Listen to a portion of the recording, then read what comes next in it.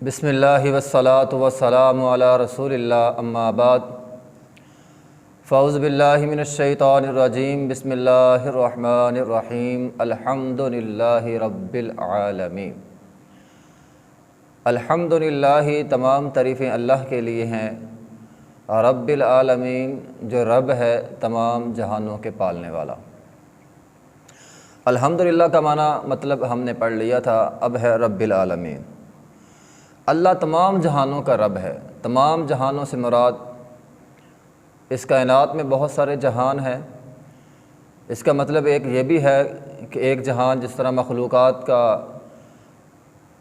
الگ الگ جہان ہوتا ہے، انسانوں کا جہان ہے، پرندوں کا جہان ہے، جانوروں کا جہان ہے، حشرات الارض کا جہان ہے، اسی طرح سمندر کے اندر بہت سارے جانور ہیں، مچھلیاں ہیں، دیگر جانور ہیں، ان کا الگ الگ جہان ہے۔ تو رب ہے تمام جہانوں کا۔ اسی طرح ایک جہان یہ عالم دنیا ہے، اسی طرح عالم برزخ ایک جہان ہے، اور اسی طرح اس سے پہلے عالم ارواح تھا جہاں پہ ساری روحیں تھیں۔ تو ان تینوں جہانوں کا مالک بھی اللہ تعالیٰ ہے۔ اسی طرح اگر ہم زمین اور آسمان میں سیارے ہیں اور بہت ساری اللہ تعالیٰ کی مخلوقات جو اللہ رب العزت نے آسمان کی زینت بنائی ہے، بڑے بڑے سیارے ہیں، سورج ہیں، چاند ہے اور بہت کچھ ہے جو سارے کا سارا نظام اپنے اپنے مدار میں چل رہا ہے، تو یہ سارا ایک جہان ہے۔ تو ان تمام کا مالک جو ہے، رب جو ہے، وہ اللہ تعالیٰ ہیں۔ الرحمن الرحیم، الرحمن بہت مہربان، الرحیم اور نہایت رحم کرنے والا۔ رب العالمین کے اندر اللہ کی ربوبیت تھی اور یہاں اللہ کی رحمت کا تذکرہ ہے۔ الرحمن یہ اس کے اندر رحمت زیادہ ہے بنسبت الرحیم میں، یعنی اس کے اندر مبالغہ الرحمن میں زیادہ ہے۔ تو الرحمن بہت زیادہ مہربان۔ تو یہ جو رحمت ہے اس کی ویسے تو بہت ساری تفسیرات ہیں۔ ایک اس کی تفسیر یہ بھی ہے کہ الرحمن میں جو رحمت ہے وہ دنیا میں سب کے لیے ہے، چاہے کوئی مسلمان ہو، چاہے کوئی کافر ہو، سب پر اللہ مہربان ہے۔ دیکھو نا، دنیا میں اللہ تعالیٰ سب کو دیتے ہیں، کافروں کو بھی اللہ تعالیٰ نے دیا ہے، اور اسی طرح اللہ تعالیٰ نے مسلمانوں کو بھی دیا ہے۔ اللہ کافروں کی بھی سنتا ہے، مسلمانوں کی بھی سنتا ہے۔ تو الرحمن میں جو رحمت ہے وہ سب کے لیے ہے۔ الرحیم جو اللہ تعالیٰ کی رحمت ہے نا، وہ کل قیامت کے دن صرف مومنوں کے لیے، جو اللہ کے بندے ہوں گے، اللہ نے ان کے لیے الرحیم والی رحمت جو ہے وہ رکھی ہوئی ہے۔ مالک یوم الدین، مالک ہے جزا کے دن کا، قیامت کے دن کا۔ قیامت کے دن کا مالک اللہ رب العزت ہے۔ قیامت والے دن ایسا نہیں ہوگا جیسے دنیا میں ہوتا ہے کہ انسان قاضی کے پاس فیصلہ چلا جائے۔ بعض اوقات قاضی خود مجبور ہوتا ہے، اپنی مجبوری کی بنا پر وہ جو ہے وہ غلط فیصلہ بھی سنا دیتا ہے۔ لیکن کل قیامت کے دن جب اللہ تعالیٰ قیامت کا دن قائم کرے گا تو قیامت کا مالک اللہ ہے۔ اللہ کی مرضی کے مطابق، وہاں مرضی کے خلاف وہاں کچھ بھی نہیں ہو سکتا۔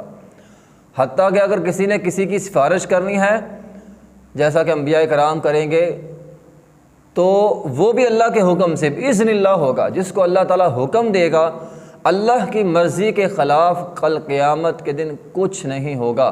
قیامت کا مالک اللہ ہے۔ اللہ رب العزت نے قرآن مجید کے اندر فرمایا یوم ہم بارزون لا یخفی علی اللہ منہم شیء لمن الملک اليوم۔ کل قیامت کے دن اللہ تعالیٰ سب کو ظاہر کرے گا، کوئی چیز پوشیدہ نہیں رہے گی، اور اللہ تعالیٰ سب کو کہے گا لمن الملک اليوم للہ الواحد القہار۔ آج بادشاہت کس کی ہے؟ تو آج بادشاہت اللہ تعالیٰ فرمائے گا اللہ کی ہے۔ حدیث میں آیا ہے نبی علیہ الصلوۃ والسلام پوری زمین کو اپنے ہاتھ میں لے گا، آسمان کو اللہ تعالیٰ لپیٹ کے ہاتھ میں رکھ لے گا اپنے دائیں ہاتھ میں، اور اللہ تعالیٰ کہے گا آج کہاں ہے انا المالک این الملوک الارض، آج میں بادشاہ ہوں، زمین کے بادشاہ کہاں ہیں جو اپنے آپ کو بڑا کرتا دھرتا سمجھتے تھے، اور یا پھر یہ سمجھتے تھے کہ ہم بادشاہ ہیں، ہم پوری دنیا پہ راج کر سکتے ہیں۔ آج کہاں ہے زمین کے بادشاہ؟ آج بادشاہ میں ہوں، اللہ بادشاہ ہے۔ اللہ کل قیامت کے دن جو ہے سب کا مالک ہوگا، سب کا بادشاہ ہوگا، شہنشاہ اللہ رب العزت کی ذات ہے۔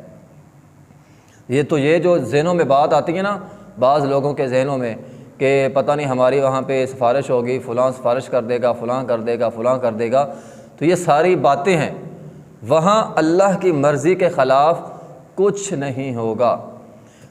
ایاک نعبد و ایاک نستعین، اے اللہ ہم خاص تیری عبادت کرتے ہیں اور خاص تجھ ہی سے مدد چاہتے ہیں۔ تو خاص ہم عبادت اللہ کی کرتے ہیں۔ اے اللہ میں یہاں نماز کے اندر جب انسان سورہ فاتحہ پڑھتا ہے تو انسان وہاں پہ اقرار کرتا ہے اے اللہ میری خاص عبادت جو ہے وہ تیرے لیے ہے۔